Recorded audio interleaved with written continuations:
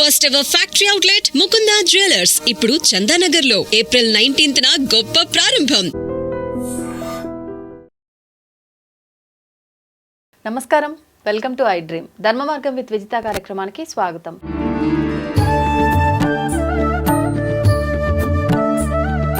ప్రస్తుతం మనతో పాటు ఉన్నారు ప్రముఖ జ్యోతిష వాస్తు పండితులు బ్రహ్మశ్రీ అన్నవరపు తిరుపతి మూర్తి అవధాని గారు. ఇప్పుడు వారితో మాట్లాడదాం.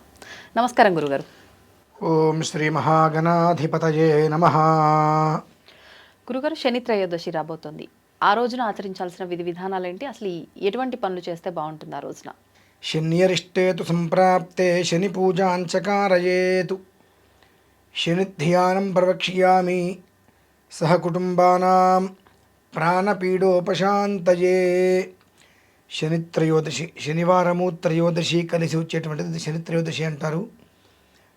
శని త్రయోదశి ఎప్పుడు వచ్చిన ప్రతిసారి రకరకాలైన విధానాలు ఉండవు. ఎప్పుడు వచ్చినా స్వామివారికి చేసేటువంటి ఒకటే విధానం. ఓకే, మనకుండేటువంటిది శనికి సంబంధించి అర్ధాష్టమ శను, అష్టమ శను, ఏలినాటి శను ఇటువంటిది ఏదైనా ఉండి దాని ద్వారా ఏదైనా బాధలు అనుభవిస్తున్నాము అన్నప్పుడు ప్రతి శనివారం చేసుకోలేకపోయినా శనివారం త్రయోదశి అనేటువంటిది ప్రదోషం కాబట్టి ఆ సమయంలో ఉదయం కన్నా సాయంత్రం విశేషమైన ఫలితం ఇస్తుంది. ఉదయం ఇచ్చేటువంటి ఫలితం నార్మల్గా మనం చేసుకుంటాం, ఇస్తుంది. ప్రదోష సమయంలో 4:30, 5:30, 6 మధ్యలో, 4 గంటల నుంచి ఇంచుమించుగా 6 మధ్యలో ప్రదోష కాలము అని అంటారు. ఆ సమయంలో చేసేటువంటిది ఆరాధన శనేశ్వర స్వామి వారికి విశేషమైనటువంటి ఫలితాన్ని ఇస్తుందమ్మా. ఖచ్చితంగా. ఎటువంటి ఆరాధన అంటే ఏం చేయాలి? ఏదో బస్తాలు మోయాల్సినంత శ్రమక్కర్లేదు. ఖచ్చితంగా శన్యరిష్టేతు సంప్రాప్తే శని పూజాంచకారయేతు శని ధ్యానం ప్రవక్ష్యామి మమ సహకుటుంబానాం ప్రాణపీడోపశాంతయే. ఈ మంత్రాన్ని జపించటం లేదా ఆ మంత్రం రికార్డు తీసుకొని ఒక 1900 సార్లు అక్కడ కూర్చొని మనం ఆ మంత్రాన్ని వినాలి కదలకుండా. ఆ మంత్రం వింటున్నంతసేపు కూడా ప్రతిసారి ప్రాణపీడోపశాంతయ్య అన్నప్పుడు అన్ని నువ్వులు ఒక ప్లేట్లో, ఒక చెంచాడు నువ్వుల నూనె ఒక ప్లేట్లో మనకు శివలింగాన్ని పెట్టుకొని చక్కగా ప్రాణపీడోపశాంతయ్యే అనగానే ఈ రెండు కలిపి స్వామివారి మీద వేయటం. అలా 1900 సార్లు. 1900 ఎంతమ్మా? గంటన్నర అంతే అయిపోతుంది. శుభ్రంగా అయిపోయిన తర్వాత శివలింగాన్ని కడిగేసుకొని దాని మీద మళ్ళీ అక్షతలు బియ్యము కలిపి, నువ్వులు బియ్యము ఈ రెండు కలిపి తిలాక్షతలు ఆ శివలింగం మీద వేసి భస్మం వేసి నమస్కారం చేసుకొని అంత నివేదన ఏదైనా కొబ్బరి పండో, కొబ్బరికాయో, ఏదైనా పండో, ఫలమో స్వామివారికి నివేదన పెట్టి హారతి ఇవ్వటం. అలాగే ఒక్కసారి నవగ్రహాల్లో శనేశ్వర స్వామివారి దగ్గరికి వెళ్ళి జ్యోతి మనకు ఒక ఇత్తడి ప్లేట్ ఏదైనా తీసుకొని ఒక 7 ఒత్తులు, 8 ఒత్తులు, 10 ఒత్తులు కలిపి ఇలా దగ్గరికంటే కాస్త లావుగా ఒత్తులుగా వస్తాయి. వాటిని వరుసగా అర్ధచంద్రాకారంలో 19 ఒత్తులు అలా అర్ధచంద్రాకారంలో పెట్టి వాటిని వెలిగించి స్వామివారికి హారతి ఇచ్చి అది పట్టుకొని 19 ప్రదక్షిణాలు చేసి బయటికి రాగలిగితే చాలమ్మా. ఓకే, అంటే ఉదయం పూట అనేటువంటి విషయంలో స్వామివారికి చేసేటువంటి ఆరాధనలు ఉంటూ ఉంటాయి. కానీ ఈ యొక్క శని త్రయోదశి వచ్చింది అని అంటే, త్రయోదశి అంటేనే ప్రదోషం. ఆ ప్రదోష సమయంలో సాయంకాలంలో చేసేటువంటి ప్రక్రియ ఆ మనిషికి సంబంధించినటువంటి జాతక చక్రంలో ఎక్కడైనా అశుభ స్థితి అనేటువంటిది ఉన్నా, అశుభ గ్రహం వలన అంటే పాపగ్రహం వలన ఏదైనా అనర్థం వచ్చే స్థితి వచ్చినా క్లీన్ చిట్ అంటారు చూసారా అండి, ఆ రకంగా మొలకలు లేకుండా వేళ్లతో సహా పీకేస్తుంది. ఇలా చేయటం వలన ప్రతి శనివారం మనం చేసుకోవటం వేరు. అలాగే శని త్రయోదశి వచ్చినప్పుడు చేసుకునేటువంటిది కొన్ని రెట్ల ఫలితం ఎక్కువ ఉంటుంది. అదేంటండి, శనివారం ఎప్పుడు ఓకే అంటున్నారు కదా, త్రయోదశికి ఏమిటి అంటే, త్రయోదశి అంటేనే ప్రదోషం. అన్నిట్లకన్నా చాలా ప్రీతికరమైనది ఈశ్వరుడికి. ప్రదోష కాలంలో చేసేటువంటి అర్చన కొన్ని లక్షల రెట్లు మనకు భగవంతుడు ఎక్కువ ఇస్తూ ఉంటాడు. కనుక ఆ సమయం శనివారం రావటం,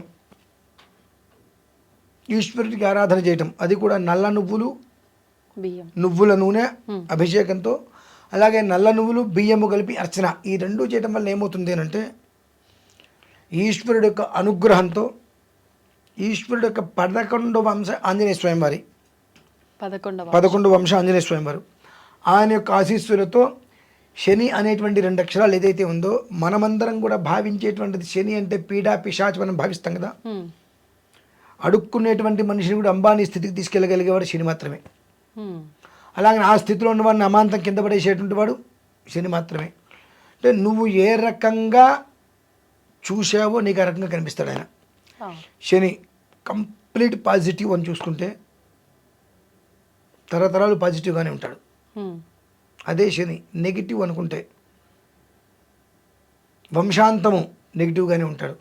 నీ భావన ఎలా అయితే ఉందో నీ భావన అనుసరించే ఆయన నీ మీద ఇచ్చేటువంటి వరాల అనుగ్రహమా ఆగ్రహమా అనేటువంటిది నీ భావన అనుసరించి ఉంటుంది. కనుక అంటే చేసే పనులను బట్టి ఉండదా, భావనను బట్టే ఉంటుంది. ఏమి ఇవ్వాలి ఆయన మంచిగా చెడా అనేది. అవునండి, మన భావన. మనకు ఎంతమందికి శని మంచివాడు అనుకుంటాడండి శని అనగానే? దాదాపు అనుకోరు.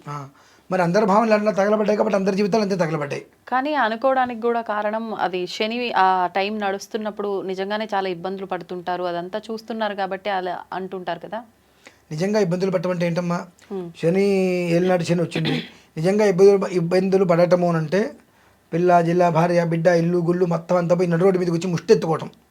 అది రావట్లేదుగా, అది వస్తుందా? ఆ ఇంట్లో ఉంటున్నారుగా, ఒకరోజు ముందే వెనుక రెంటో ఈఎంఐ కడుతున్నారుగా, తింటున్నారుగా, ఇక మీకు ఇబ్బంది ఎక్కడుంది? ఏలినాడు శని వచ్చింది నన్ను నాశనం చేస్తుంది, ఏలినాడు శని వచ్చింది నన్ను నాశనం చేస్తుందని నీ నెగిటివ్ ఉంది కదా. ఆ నెగిటివ్ ఏం చేస్తుందంటే ఏ పని మీద ధ్యాస పోనివ్వదు. ఓకే, ఈ పని చేద్దాము, నాకు ఏలినాడు శని నాశనం చేస్తుందేమో. నువ్వు నాశనం చేస్తుందేమో అనుకున్నప్పుడు ఏది నిన్ను మంచిగా ఏది తీసుకొస్తుంది, ఏది తీసుకురాదు కదా. నీ భయం, నీ నమ్మకం నీకు శ్రీరామ రక్ష. ఆయన సర్వకాల సర్వావస్థలందు మంచివాడేమో శని. నవగ్రహాలలో శుభగ్రహం ఏదైనా ఉన్నదంటే శని మాత్రమే. కానీ శని అనగానే మనం చూసేటువంటి చూపు, మనం ఆలోచించే విధానం, మనం భావించే భావన మనకు నెగిటివ్ ఇస్తున్నాయి. దాన్ని మనం ఏ ఒక్కళ్ళు కూడా సూర్యుడికి నివేదన చేసి ప్రసాదం తింటారుగా, బుధుడికి నివేదన పెట్టి ప్రసాదం తింటారు, బృహస్పతికి నివేదన పెట్టి ప్రసాదం తింటారు, శనికి నివేదన పెట్టి ప్రసాదం తింటారా? ఎందుకని అంటే నీ మనస్సులో ఆయన అంటరానివాడు, అంటో ముట్టో ఉంది ఆయనకి, అంటరానివాడు. కాబట్టి ఆయన దగ్గర నువ్వు అభిషేకం చేస్తున్నావు, దోషం పోవాలని చెప్పి ఎంత చేసావు, ప్రసాదం ఇస్తుంది, శని ప్రసాదం తింటాం ఏంటన్నావు, అయిపోయి నీకు ఆ కర్మ ప్రార్థం అనుభవిస్తున్నావు కాబట్టి ఇటువంటి దుర్మార్గమైన ఆలోచనలు వస్తున్నాయి. శని ప్రసాదం తిని మరి శనికి అభిషేకం ఎందుకు చేసావు? దోషం పోవటానికిగా. శివుడికి అభిషేకం ఎందుకు చేసావు? పాపం పోవటానికిగా. మరి ప్రసాదం తింటున్నావుగా, ఈయనకి ఆయనకి తేడా ఏంటి? అంటే శని అనగానే ఏదో చేయగానే తాకితే అంటుకుంటాడు, మాట్లాడితే అంటుకుంటాడు, ఇలాంటివి ఎక్కువగా ఉన్నాయి కాబట్టి తాకినా తాకపోయినా మాట్లాడినా మాట్లాడకపోయినా అంటుకుంటున్నాడు ఆయన. కరెంట్ వేరుంది, చేతికి రబ్బర్ వేసుకుని పెట్టుకుంటే ఏమవుతుంది? ఏమవుతుంది? షాక్ కొట్టరుగా, నార్మల్గానే ఉంటుంది. నేను కరెంట్ ఆఫీస్లో పనిచేస్తున్నా కాబట్టి ఇలా పట్టుకుంటా అంటే బాగుంటుందా? అది అలా ఉంటుంది. అంటే ముక్కోటి మంది దేవతలు ఆయన ఒక దేవత. కానీ ఆయన నువ్వు శని అనగానే అదొక పీడ పిశాచం, చాలా ఒక రకమైనటువంటి నెగిటివ్ దృష్టిలోకి బాగా వెళ్ళిపోయినప్పుడు నీకు మంచి ఎందుకు జరుగుతుంది?